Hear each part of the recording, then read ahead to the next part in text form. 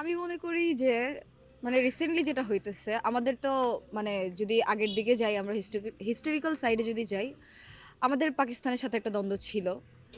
But এখন যেটা হইছে যে আমাদের দেখা যায় আমাদের বাংলাদেশি নাগরিকরাও ভারতকে ওইভাবে নিতে পারে না, অ্যান্ড পাকিস্তানের সাথেও ভারতের ওইভাবে অত একটা বনে না। তো রিসেন্টলি দেখা যায় as a Muslim country Bangladesh বা পাকিস্তানও একটা মুসলিম কান্ট্রি, ওই সাইড থেকে হচ্ছে পাকিস্তানের প্রতি একটা প্রেম বাংলাদেশের মানুষের চলেই আসে। অ্যান্ড তারপরে যেটা হচ্ছে তাদের যে পোশাক, তাদের যে পোশাকের একটা চর্চা, পাকিস্তানি ড্রেস নিয়ে আজকাল মেয়েরা মানে খুবই চর্চায় থাকে। তাদের তাদের ড্রেস অনেক ভাল লাগে, পাকিস্তানের ড্রেসগুলো।